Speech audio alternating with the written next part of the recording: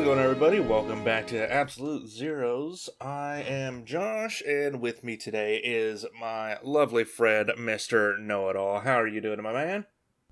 I am excellent, and I do consider myself lovely. I'm feeling quite pretty today. Do you feel bonita? That's right, exactly. Yes, That's he awesome. feels bonita. All right, well, first and foremost, I do want to mention to everyone, Happy Mother's Day. Hopefully you guys are having a wonderful weekend. Mothers, love you out there. Mom, thanks. Thanks for putting up with me. Totally. No, real. That's so real. I also want to mention that if you are listening to this, the Zeros Heroes is going to be hosting Absolute Zeros podcast at Comicpalooza in Houston, Texas this summer. So Nice, dude. if you guys are going to be in the Houston area in June, if you guys are going to Comicpalooza, hit us up. We will be there. We'll also be hosting a couple panels as well. So hopefully we'll see you guys there. Now, Mr. Know-It-All, I just want to, just for a bit of a cold opening, I want to throw this question out there, see what you think. What is a movie franchise or just an IP in general that has gone on for quite a while and you think needs to either end or reboot? So this is going to be a really controversial answer, Yeah. especially because I'm really enjoying some of the stuff coming out right this moment. Mm-hmm. But Star Wars. Really? Yeah, I'm the more I love what Andor's doing, but I'm realizing I'm loving what Andor's doing because of how it's doing it. It's fresh. It's a new take on some things, and I'm starting to realize I would love to live in this type of universe. Like if they were to say, you know what, we're going to reboot everything, and we're going to go with this more adult, grown-up vibe. And Tony Gilroy, you get to reintroduce, you get everything that's happened as potential stuff to throw in once in a while, but you start from the beginning, start fresh. And this is a wonderful jumping-off point, and we just got to go forward. Same thing with, honestly, if I had to, not because I'm going to steal an answer here, another one in case I hope you didn't think of this. Honestly, I think Star Trek is also in the process of a soft reboot. Like, I feel like you follow Strange New Worlds and you keep going in this direction. And it's because it's fresh. It's new. We can't live in the old as long as we have been. Though I love that stuff. I feel like if you want to grow, you can't stagnate. And that's what a lot of these fandoms have done. Yeah. No, Star Trek was not in my was not my pick. Although I do agree. I think if they do want to jump off Strange New Worlds, that would be fine by me. I love that show. I love the series and what they're doing. But no, for me, my pick would have to be the Terminator series because oh my god, I don't think there's been a good Terminator movie since number 2. They've all tried. Yeah, and I'll say 3 was okay, but it wasn't great. Like it wasn't in that realm of Terminator and Terminator 2. So I mean, like, agreed.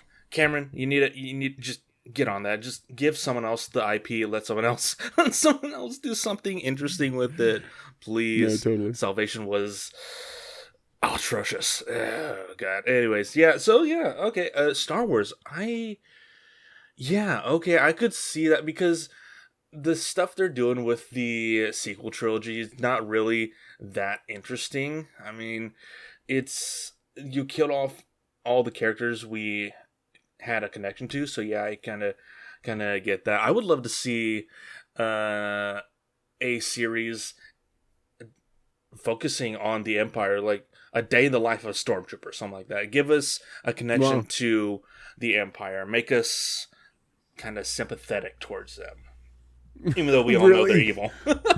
I feel like that, and I feel like that's kind of what they've been trying to do for a while, was sort of give us that angle. And my whole feeling is the Empire, I don't necessarily know that I have no problem putting a face to the people behind it, and I mean normal faces. Yeah, like, because I do believe, in fact, if you've been following, have you been watching Andor? I'm assuming. Yeah, and we'll be talking about that later. Okay. But yeah, I've caught up fully. But like on Andor. the character of Cyril to me is a great example of the face of the Empire. He's a normal guy who, for the most part, believes in order. He believed the party line, which was, we want to bring order and peace we want to bring it all, and he was like, yeah, absolutely. These people are trying to undermine that. They're trying to hurt things. He was a patriot, not realizing until it was brought, like this last week, brought it to his face. And I feel like that's I would love to watch a longer version of that kind of story. Like Cyril was obviously a sideline character in this whole thing, but I feel like there's so much more to that viewpoint. That's more than just I was obeying orders. I think that's Dedra all day. I think Dedra's obeying orders girl. Oh yeah, absolutely. But I feel like Cyril legit, like, show me something like that. Show me the arc. Show me his arc in an actual series, because his arc actually it's a beautiful allegory for the people who thought they were doing the right thing. Yeah, absolutely. Actually, you know what? Let's get into it. Let's since we're talking about it, let's get into Andor. So we've both seen up to episode 9, I'm assuming. So yeah, I actually thought 9 was the finale, but apparently they're in 12. So yay, that's cool. Hey, hopefully we'll see. Hopefully we'll see the Rebels crew in this. Well, I understand they're supposed to bump it right up the same way that like the end of Rogue One bumped right up to A New Hope. This is supposed to bump us right up to Andor or Cassian. Heading toward that mission where he meets that guy in the alley, the one he ends up having to kill in the Rogue One. Yeah, that makes a lot of sense. So he's right there. He's going to bump right up to that. What's amazing about this show, about this season in particular, things are happening so damn fast. It's like we get this whole story in the course of a couple years. Like you give us BBY 4, 3, 2.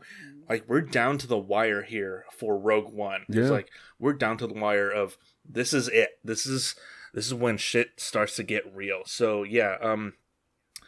My wife and I have already said, as soon as we watch, we're going to watch all 3. Yeah. And then we're going to watch the 13th episode, which is Rogue One. Because she wants to see the thing roll right into it, and I'm like, that's so smart. Let's do that, and we're going to talk about it afterwards because I'm interested to see how well the two things connect.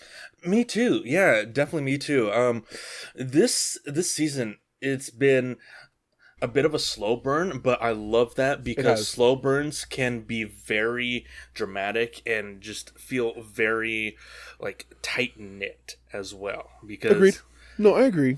I think this show is doing very well in the espionage and just giving us the know-how of the war and the nitty-gritty starts of the rebellion, because at this point the rebellion is mostly just trying to form. We see at the end, we see Yavin 4, and they're trying to get the rebellion started there. So, I mean, it's really interesting to see all that take place, and those couple scenes, or those couple episodes with Andor on Yavin in the beginning of the series, of the season, was hilarious. It was like, oh God, where is he? What's going on? Why is this happening? And then you see him escape, and it's like, oh shit, that's Yavin 4. Oh, that's cool. Yeah. Okay, so we're going back here.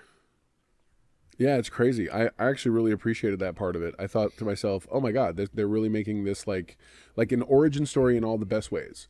You know, we're seeing the inception of these places that we knew, and I'm like, okay, I'm here for it. Let's go. Yeah, I don't mind the tie-in to the sequel trilogy with Saw Gerrera and his people at the Rebel base there. I thought that was a cool nod. No, I did too. I love seeing it's because we all know that Saw is crazy, but really sort of seeing the the extent of that crazy really pushed, I thought was amazing. Like he's hearing him tell the kid, he's like, "You're ready. This is it," and you're like, "Oh my God, they're breathing in those horrible toxic fumes that are burning him from inside," and you're like, "Bro, you are nuts." And you're like, and then you realize, I love it what he said, because he actually prefaced the beginning of that. He goes, "You have to be crazy. Yes, I'm crazy. You have to be to do this, to do what they're doing." And I'm like, dang, bro, you're absolutely right. Absolutely. Yeah, absolutely right.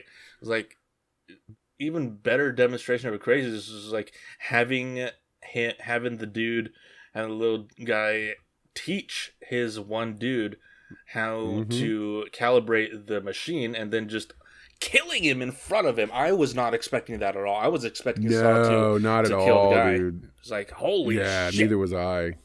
Exactly. I was like, what just happened? And that's crazy. I do not believe for a second that the guy was a spy, was a plant. I think with all my heart that Saw put that there. Oh my because God, that is a thing Saw would do. You're right. They're so crazy like that. Oh, yeah, dude. I have to agree with you. I think you're right. My partner Salty on Nerd Fights, he's so hardcore on this whole idea that the Empire. He doesn't like the fact that they had to. He hates the fact that he feels like they're deconstructing to the point that they're like, why do we have to show the rebels doing evil things? And I'm like, it's not so much that they're doing evil things. They are. I'm not saying they're not, but it's the fact that only a few saw these few Luthen, Saw Gerrera, and the like. They were the conspiracy theorists of their time, and of that universe, and they were mentally prepared for a worst case scenario. We're like, dude, you understand? It's all going downhill, and they were the ones everyone thought were crazy until they realized we have to show everybody what's happening, and we have to push, because if we push, then the Empire will tip its hand, and it did. Yeah, it just happened to pay off. Luthen Saw were ready to be extremists to the full. I agree with that. And yeah, it's like in every war, there are people who want to be a part of the rebellion and people who need to be extremists and people who have to do the dirty work, get their blood on their hands and all that. It's like, I understand that the two sides of the same coin. It's just, it sucks. But yeah, no, this season was phenomenal, especially bringing back Krennic into the scene. Oh, dude was chewing up his scenes. So good. He did so good. So good. What were your thoughts on the Gorman arc? Because that was definitely the series. That was definitely the bit that tipped this whole thing. Hands down. I am very familiar with what is considered the Gorman Massacre from the old EU Extended Universe stuff. That happened. That's a thing. Mm-hmm.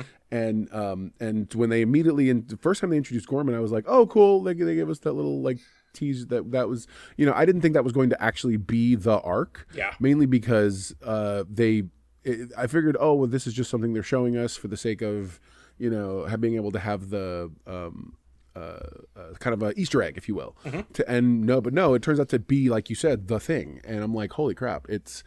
And then when they started doing it, because Mrs. Know-It-All didn't understand because she's never been exposed to the EU stuff, and so when they were doing it, I never envisioned Gorman to look the way they showed it, which is this very Eastern European flair that I thought was very cool. Yeah, it really feeds into the space Nazi narrative, which I thought worked really well. Yeah.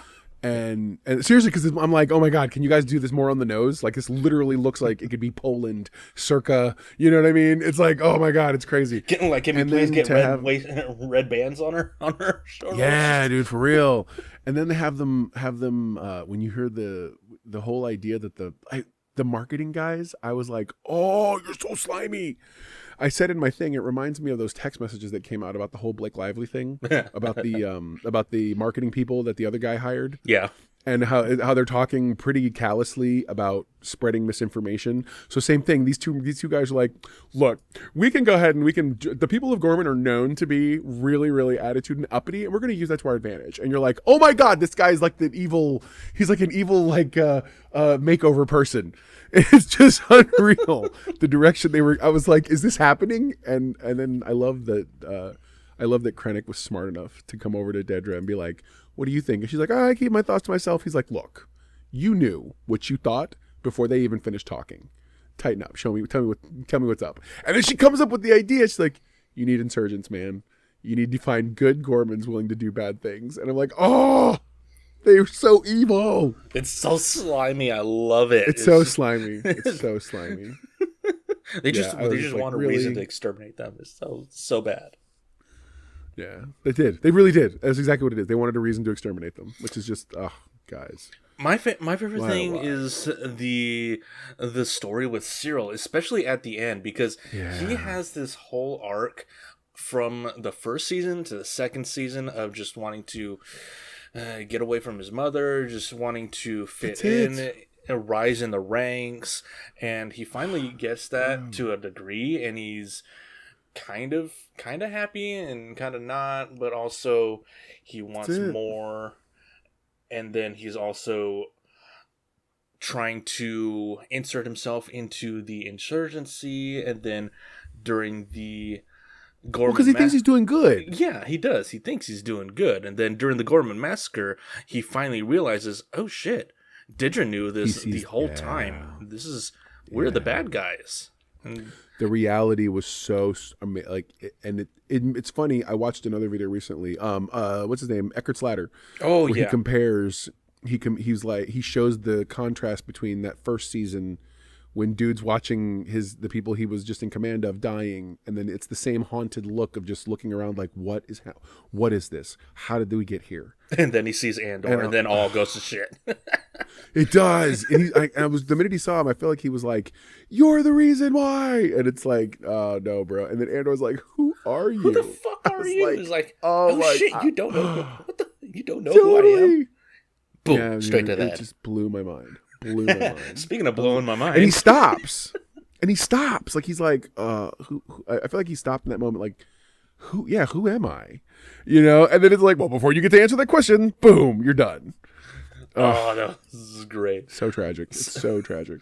Tragic and satisfactory as well. Yeah, absolutely. Love it. Yeah, Andor season 2 so far has been a phenomenal journey. Absolutely love it. I can't recommend it enough. I keep recommending it to my dad because he loved Rogue One, and I think he'll really enjoy Andor as well. But yeah, next week is the series finale. It is the final 3 episodes, and there will be no more Andor after this unless you guys want to watch Rogue One. True story. Yeah, this is. That's exactly what I'm gonna do. I'm fully. That's what we're doing. We're gonna absolutely watch it, and we're gonna be like, hey, let's see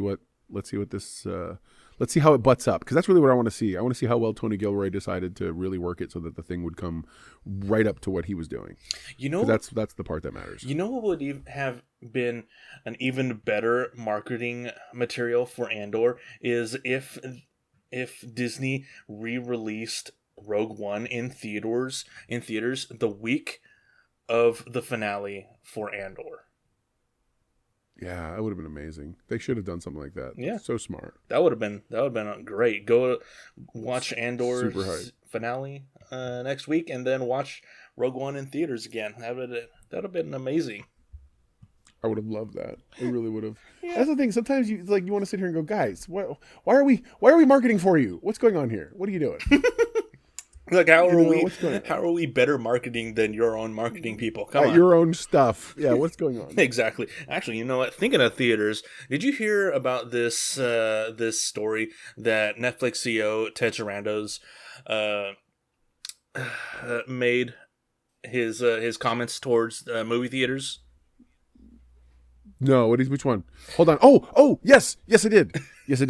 Dude's crazy. He's out of his mind. Dude is fucking insane. Okay, so for most of you, everyone who doesn't know who Ted Sarandos is, he is the Netflix CEO, and he has some wild opinions. And his most recent is saying that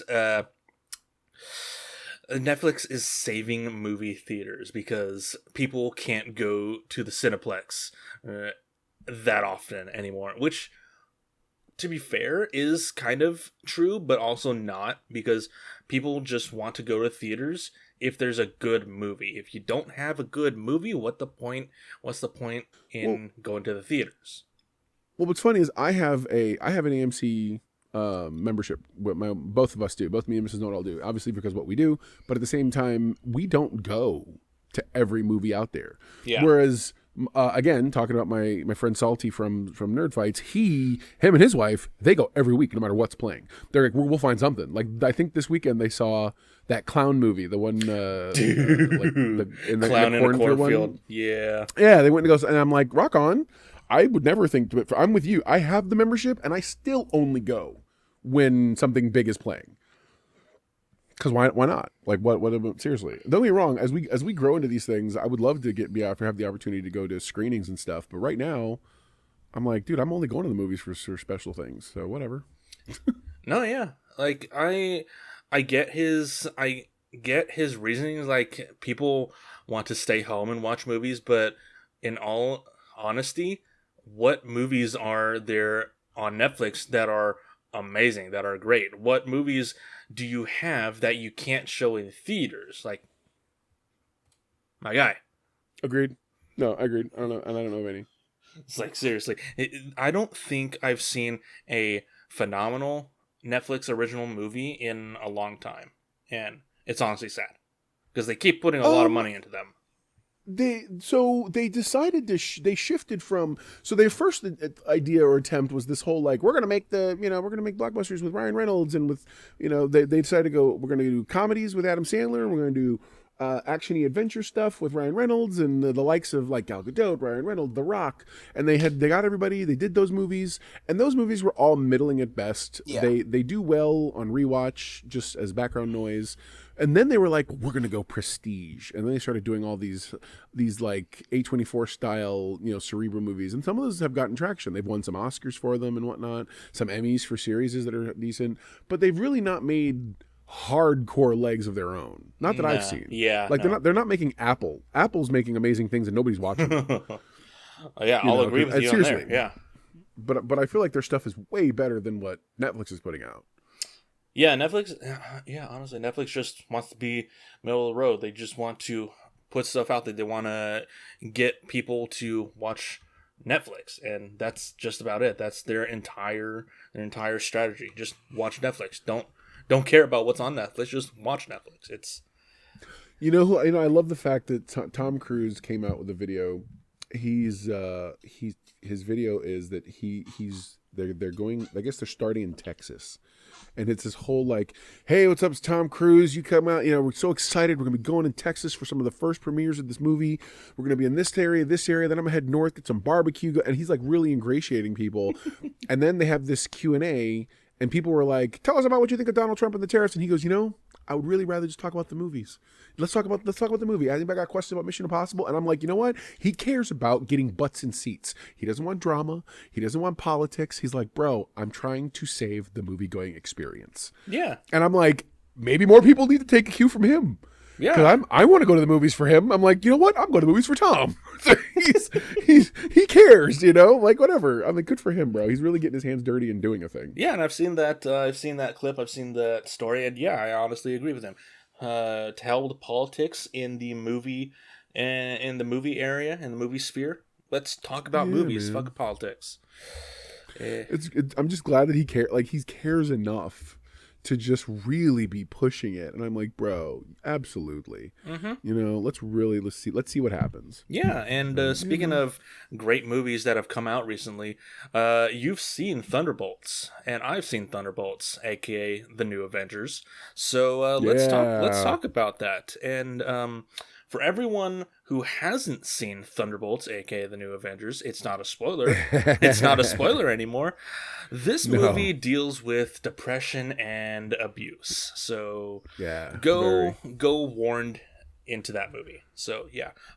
No, for sure. Trigger warnings all day. Yeah, trigger warnings. This movie was fantastic. Honestly, I absolutely love this movie. And right now, it's doing 88% on the tomato meter and 94% on the audience reviews. And that's really good. That's really dagging good. What I find funny is people out there who are like, well, I mean, by any metric, this is a flop. And I have to stop and I want to sit here and I want to remind people, because people want a revisionist history. If you look at the early days of the MCU, the early days, I'm talking Iron Man, I'm talking the Incredible Hulk, I'm talking early days. Mm-hmm. They gambled a lot on what everything was building to the Avengers movie. Yeah. And then it just and Avengers was the first one that blew the doors off of everything. Everyone wants to act like the first movies were amazing. Yes, they were really good and they were unique and they were different, but they were not the blockbusters that later would become.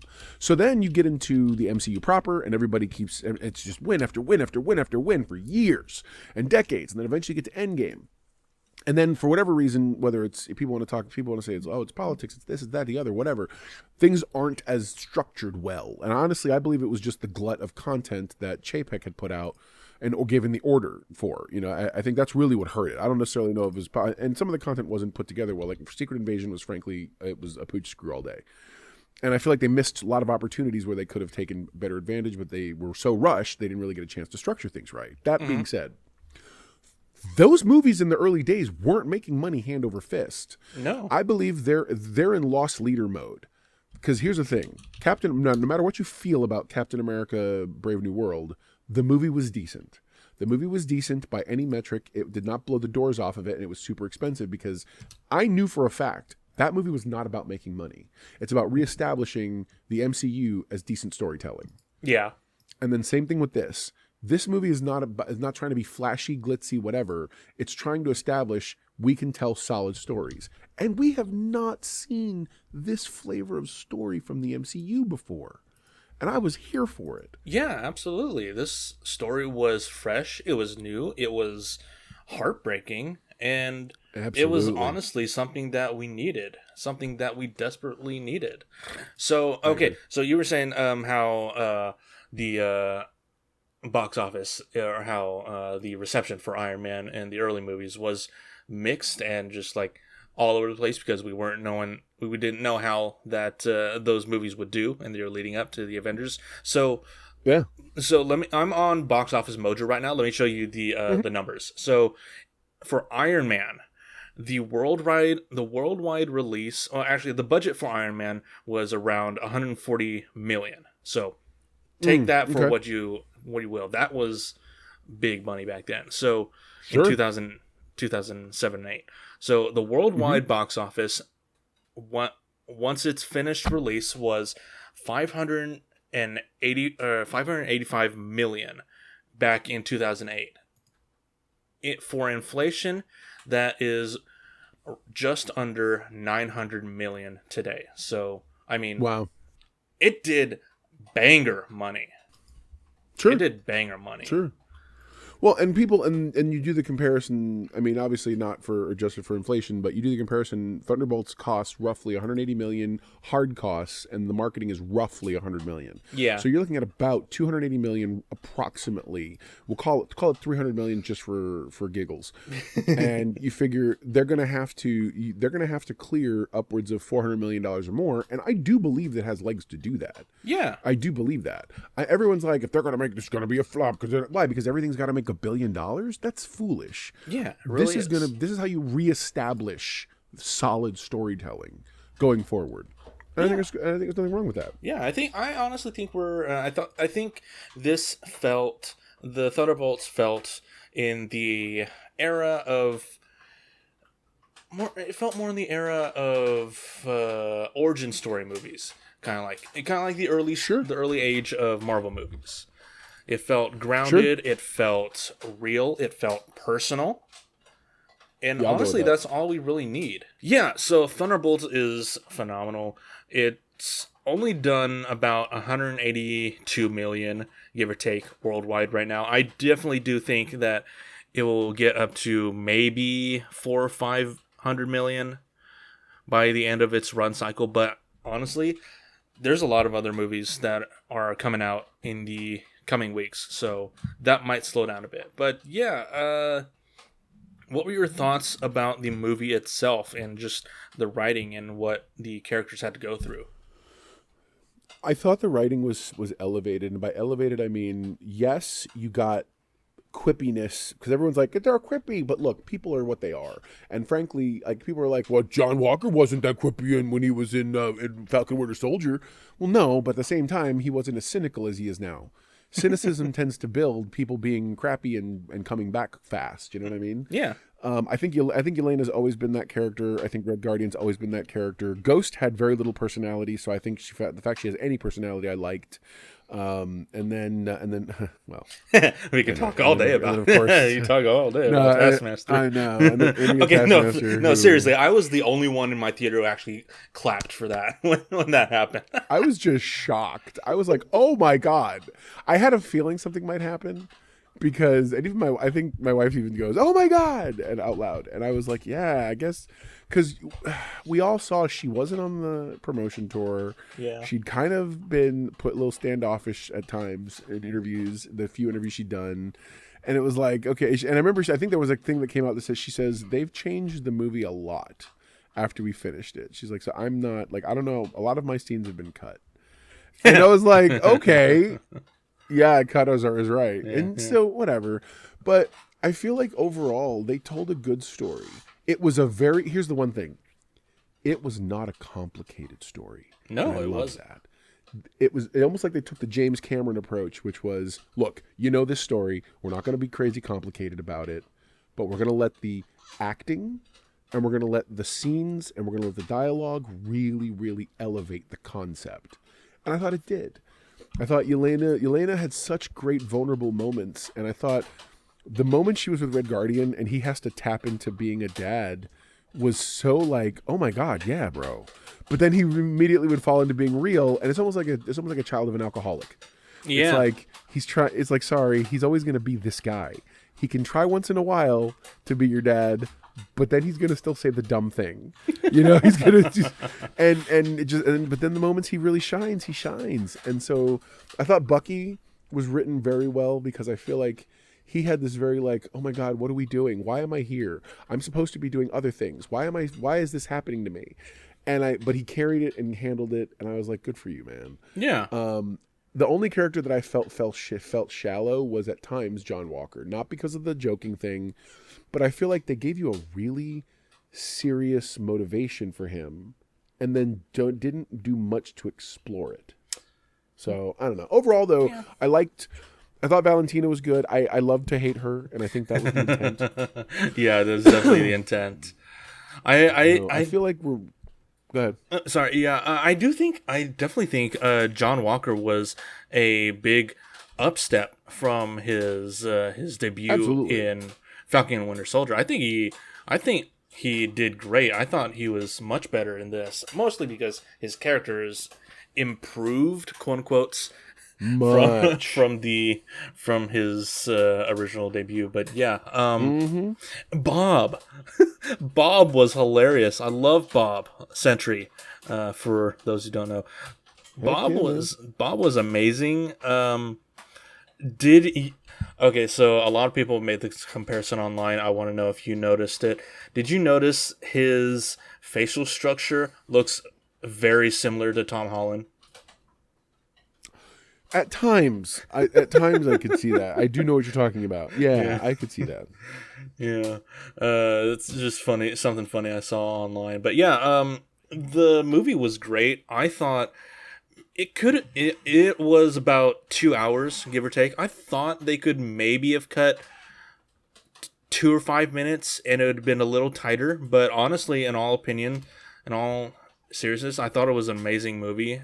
Especially with the end credit scenes as well, with them at the end just arguing about Sam, and then finding out the Fantastic Four shuttle has entered their reality. So I had to tell that to Mrs. Know-It-All because she was like, "Whose ship is that?" And I said, "I think that's the ship."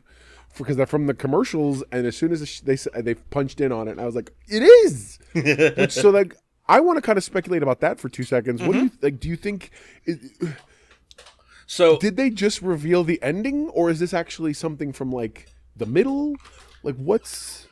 No, okay. What do you think? So this is my theory. So yes, I do think this is the ending of Fantastic Four. I think that Marvel showed us a bit too much in the trailer. I think they showed us the ending in the trailer. I think that the Fantastic Four will fail to stop Galactus from destroying their world. I think they will travel to an alternate dimension, that being the MCU, and that is where we will end the Fantastic Four movie. Wow. Yeah, I have to agree. I do agree. I mean, maybe in a slightly different capacity, but I absolutely agree with you overall. I think that they're going to lose. I don't know that they're losing to Galactus. I think somehow an incursion is going to destroy that universe, and I think Galactus might be there to seek Reed's help. Either him or his kid. Huh. I feel only because I feel like, I don't know. I feel like just Galactus is there to destroy the planet. I feel like they don't bail from Earth unless they don't bail from their universe unless there's more going on. Yeah. I think that they could have potentially, unless of course Reed's idea is to go and find an alternate world or something. But I do feel like it's more it felt more like an escape. Yeah. like they were escaping something. Yeah. And I think it may end up being that whole idea. It'd also be really cool if that being Galactus travels to the MCU as well. It's like he's able to travel that because he's an interdimensional, just cosmic being. He can do whatever he wants. He's older than the universe itself. So yeah, I mean, he could do whatever he wants. They could do anything. Honestly. He's hardcore. Yeah. He's hardcore. That's real. And the fact, yeah, definitely. And the fact that Doomsday's started filming already, I'm really looking for. So we got the concept art for Doomsday, and honestly, even if they didn't do that, I would have loved for them to do something along the lines of the concept art. Just having Doom rewrite all of history, or just have it be a medieval setting. That would have been hilarious. I would have been baller. Yeah, because I could just see Doom. Because you need an excuse for Doom to talk, and I really hope that they have they let RDJ like embrace it and have him talk in that Doom third person. You know, where he's like, Doom disagrees with your assessment or whatever. I love that. Oh, let him talk like that for even once. Yeah. I'd be so excited. Yeah, that'd be great. Thunderbolts was amazing. Not really gonna try to spoil it too much because it's still like the second week. So people watch it. It's amazing. Worth watching for sure. Definitely well worth it. Definitely full price admission worth it. And if you guys, I will say, understand you're gonna have to explain some stuff if you take your kids. Yeah. This is not necessarily a kids movie. Yeah. Do not take your kids. This is PG-13. This is straight up PG-13. Yeah. This is high bar PG-13. So, that's real. Keeping in with the MCU. We've been trying to do the podcast for the past couple weeks, but just scheduling. So it's a bit old in the news cycle, but I do want to talk about Daredevil, Born Again. Yeah, dude. So what's wrong with Daredevil? I love Daredevil. Yeah, absolutely.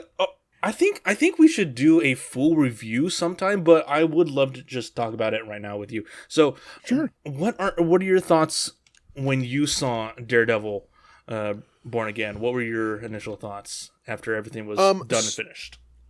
Okay, so I can definitely see the seams, and by seams I mean you can see because they had completed an entire show. Yeah. Before Feige was rebestowed with his powers. And re-given the power cosmic and told, go do whatever you want to make this work. And he literally goes, yay, thank you so much. All of you stop right now. Go back. We're gonna fix this thing. And I feel like I don't know if you've heard recently, Charlie Kirk recently came out, Charlie Cox recently came out and saying he did not enjoy the Bank episode. And the Bank episode is almost entirely a holdover from that previous version of the show. Yeah, I did. And he's like, yeah, this is one of those episodes I did not like doing. I would have preferred we didn't do it. And I kind of pushed back a little bit, but ultimately we got it done. And he was not a fan of it. And I remember thinking to myself, funny enough, that was the show that felt the most like a TV show. Like it felt the least Daredevil-y, but it also felt the most like television. Mm-hmm. Yeah. And I was like, okay. So I don't know what that means because I kind of dug what they did in that episode. Yeah. It's because see, I'm an old school Spider-Man fan. Some of my favorite stuff is when Peter has to do Spider-Man things without a mask on.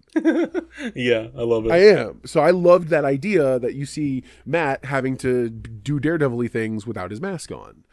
And I was like, okay. And so, so I, when the show, there are moments that I sit here and go, oh, well, this is clearly a moment from that earlier iteration of the show.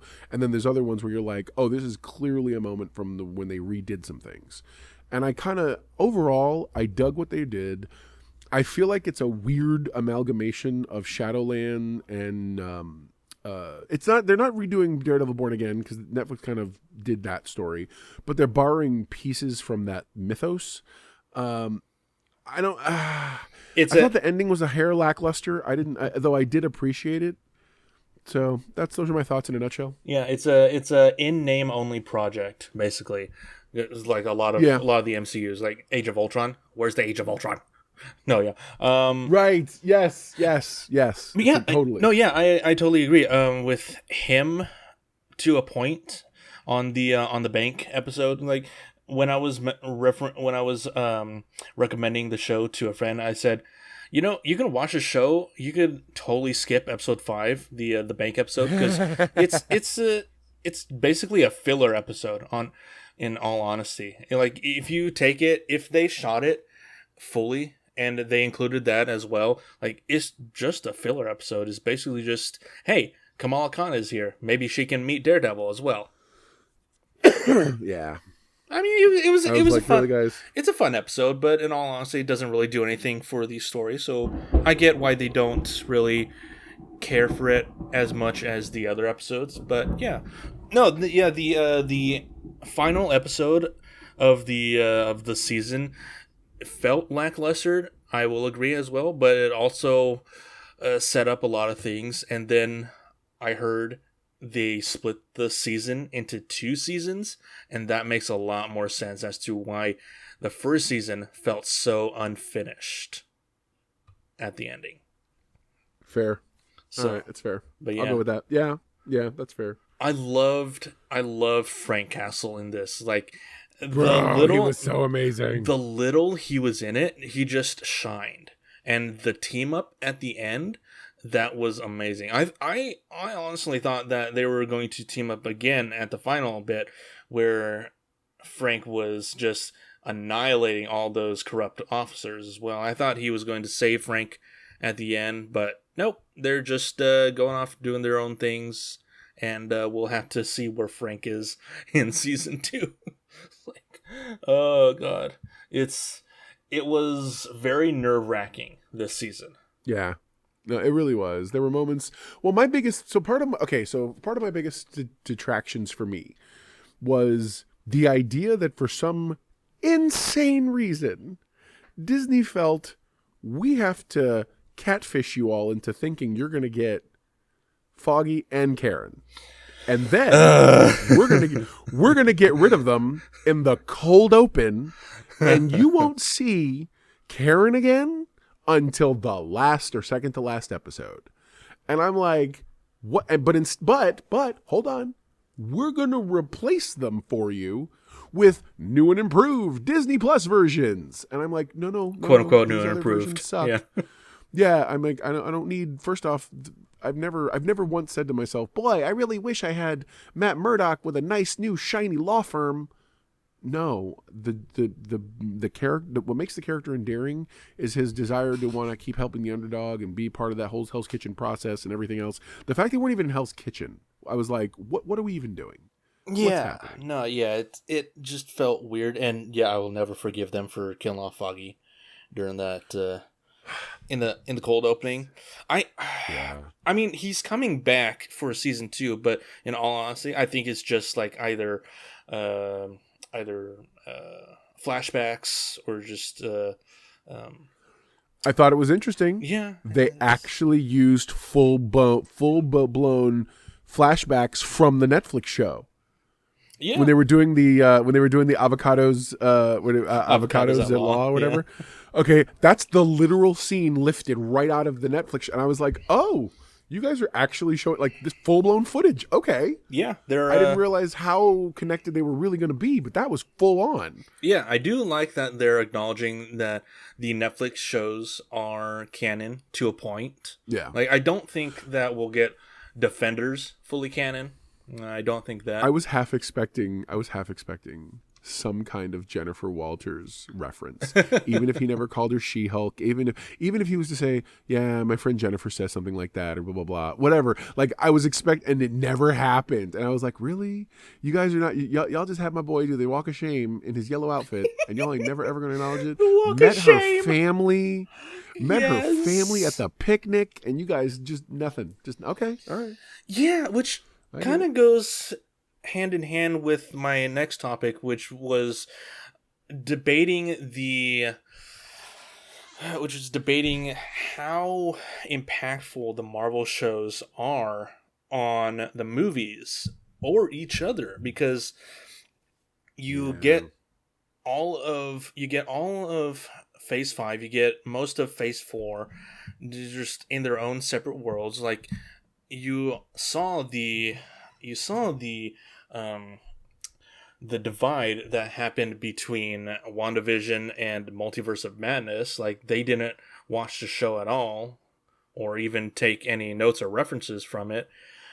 So, I mean, and even in Thunderbolts, because Thunderbolts is set in 2027, and Daredevil Born Again is set in late 2026, you would think that in Thunderbolts they would talk about the mayor and his agenda against vigilantes, or something about Fisk, because they're in New York, and Void basically totaled all of New York. So For real. you would think something like that would have an impact from the Daredevil show. Even though it's basically small potatoes from show to movie, you would think that some crossover would happen. Yeah, I agree with that. That would only make sense. Yeah, because, like, because Daredevil, Spider-Man, just all the major superheroes are in New York, and they all work pretty closely together, if not sometimes crossover with each other. So I won't understand if they don't cross over Spider-Man in season 2 to help out Daredevil, because he could.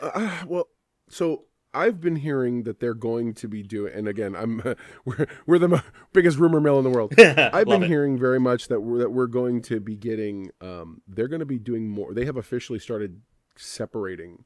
They're not. It's not that they don't exist in the same universe. They will reference, but it's going to kind of go back to the way it was in the early days of ABC, like the early days of Agents of S.H.I.E.L.D., for instance, where you might hear about a reference, but the movies and the quote-unquote series are going to eventually disconnect, mainly because they just want us to... Marvel and Disney are trying to figure out what that balance is, because they can't... Mainly for... probably for reasons like what Jeremy Renner just came out talking about, on which is that they can't keep paying actors movie rates to do a series. Yeah. No, yeah. I completely agree, and I completely stand by him that the offer that the Disney execs, by the way, it was the Disney people who offered Renner half of what he made in season 1. It wasn't Marvel. So I just want that to be clear to everyone, because there is a big difference. Mm-hmm. So the Disney people offered Jeremy Renner half of his salary from season 1, and he rejected that, because why the hell would he downgrade for doing the entire series? No, and I get it, and I know that I had a big argument with again, Salty, the guy I fight with all the time online. And we had an argument where his complaint is, well, how in the world does a person or an actor complain because they're making more money than your average person, blah blah blah. Okay, fair. However, this is not your average person. We have given actors this mode, and he's right in that if you forget who he is and forget his place and station, and put away that bias that was just mentioned, and you simply go by, I'm not going to pay you what we paid you before. We would like you to take a 50% pay cut, regardless of what that dollar amount is. It is not a fair business practice. Absolutely not. Now, you want to have the discussion that we got to start paying Hollywood people less? Fine. I'm down for that discussion. I am down for that. But that's not this. But that is not this situation right now. The situation we're arguing is that it's an insult. I don't care how much you want to come to the guy and say, oh, by the way, we want you to come do the same thing that you did before, but we're going to pay you less money.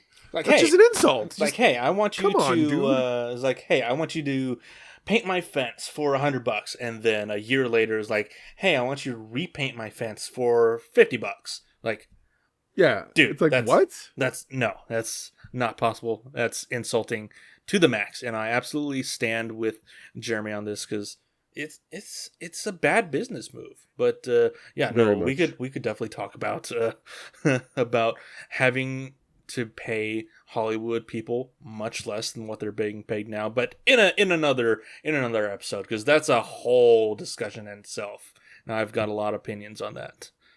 But I agree. I agree. Yeah, no, I understand them wanting to separate the shows from the movies and just reference each other every once in a while, but they're in the same universe. They have to cross over every once in a while, and I understand not wanting to pay people big money for a tiny scene, but I mean, you gotta take your lumps where you can, because you guys made the TV series have to be canon to the MCU. So it's kind of Right? yeah, it's kind of their fault, not really kind of. But I mean, I agree. in all honesty, the canonization of everything that we make is part of the multiverse of the MCU is going to hurt them, if not has already started to hurt them in the long run. And I think that is a detriment to Marvel, because Marvel has put out some amazing animated shows that don't need to have any reference to anything else or anyone else. Like the Spectacular Spider-Man series, that was a phenomenal series. I liked it. I mean, the 90s Fox Kids animated Spider-Man show, that didn't have really any connection to anything else. So, I mean, and Marvel's done But it was wonderful. It was wonderful. I mean, Marvel's like also so much done... so that I'm like, give me at least a special that shows me how Peter got Mary Jane back. Damn it. Okay. I know. We saw them in the X-Men 90. I know. I know. And I'm like, that means it happened. It happened. I need that. I need the continuation. I totally need that. We're so spoiled. Yeah, okay, we're so spoiled. I just want Marvel to go back to the era of making animated movies and TV shows because they had passion over them. Like, we haven't gotten an animated movie in a while. And I mean, I know Marvel animated movies weren't ever the greatest compared to DC movies, but I mean, some of them were real gems. Yeah, I agree. I do agree with that. They were. Yeah. But yeah, that's basically my opinion, my thoughts on just the Marvel TV show and their impact on the movies. Because, I mean, also, Ironheart is coming out in about a month. And we haven't had anything on that. Bro. Like, what the hell's going on there?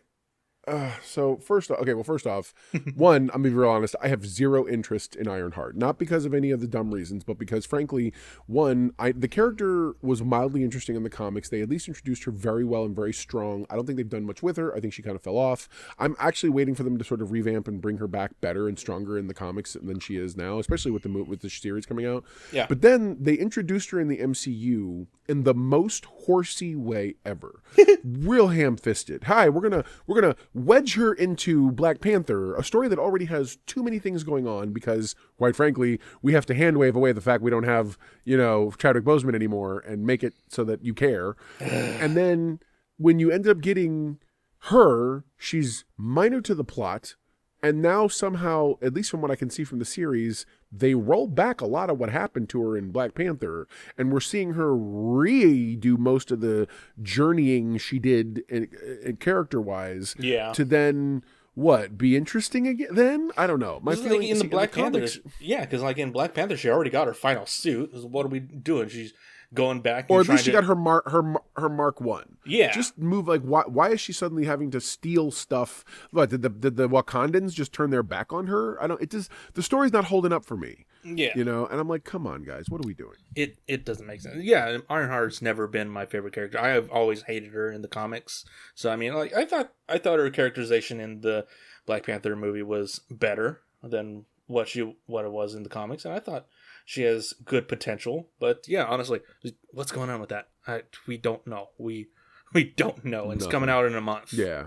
And we haven't even gotten a trailer yet. And it's like, come on, guys. Nothing. No trailer. And it's like, bro, what are we doing?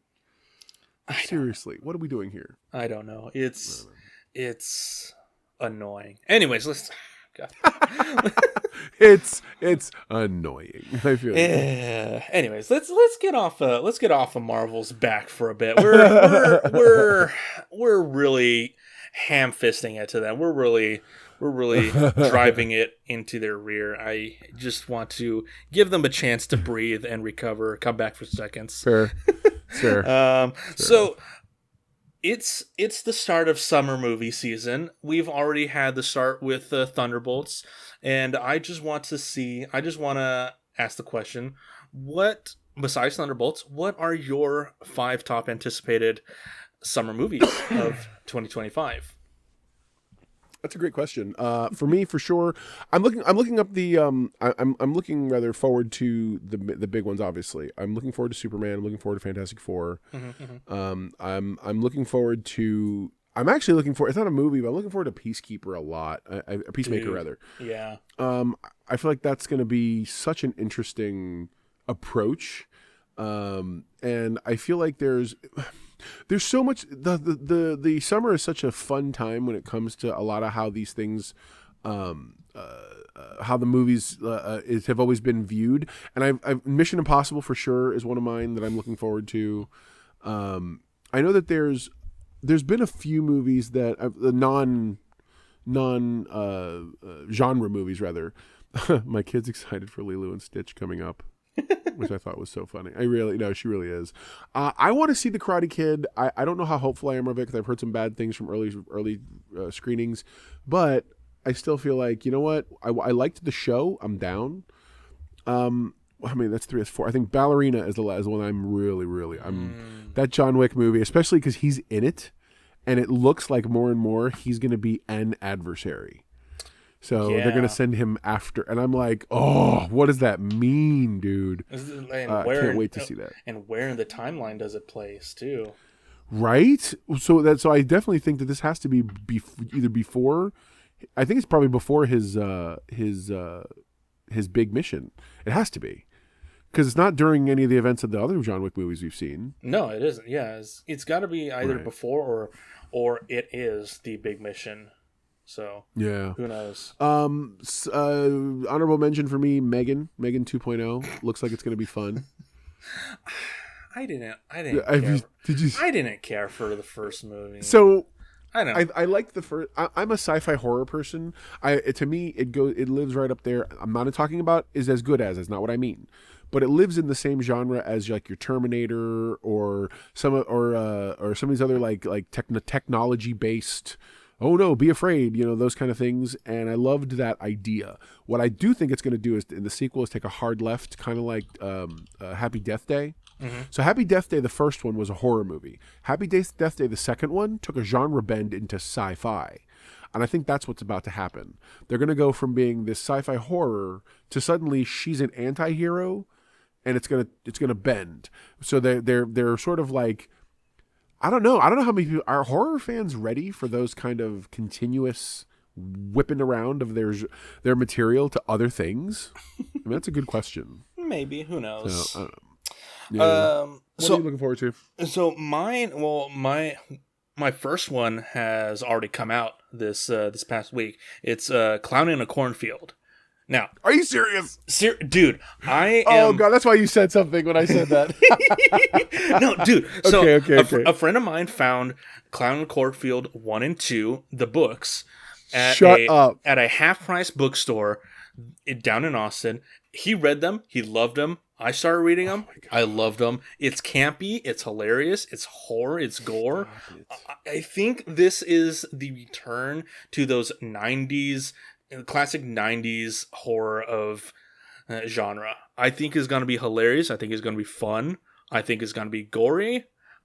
I think this is going to work. I really think Clown in Cornfield is going to work. Oh my God. I hope so. I'd love to, man. I'd love that. I'd love for that to be true. I really would, because I feel like that's one of those things where there's so many, there's a long line or history of those off-the-wall horror movies that I feel like there's a world in which you're right. It can be a thing, but it's going to be cult classic. I don't believe it's going to be like... Oh, no. It's definitely going to be a very small cult classic movie. It's not going to win any like awards or box office numbers or anything. But so besides Clown Cornfield, Definitely got to watch that this weekend. Lilo and Stitch, obviously, is Yay! another big one because from everything I've seen and everything I've heard from the director, producers, and everyone, they have put a lot of passion into this movie, and it shows. And I think they're gonna do a good enough adaptation that it will satisfy everyone to say it is the second best live action adaptation of a Disney property. First being The Jungle Book. First and only. Yeah. Okay. There's never been a good live action adaptation besides Jungle Book. So next up is How to Train Your Dragon. I forgot about that one. Yeah. I'm cautiously optimistic just because it's a beloved franchise, a beloved series, and it could go either way. Especially with the some of the characters not being as,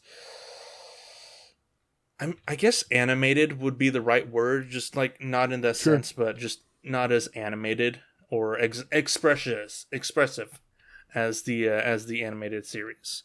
Obviously, Superman and Fantastic Four are my 4 and 5th, but I'm really looking forward to what James Gunn is doing with Superman. I definitely think he is going to be the Kevin Feige of the DC.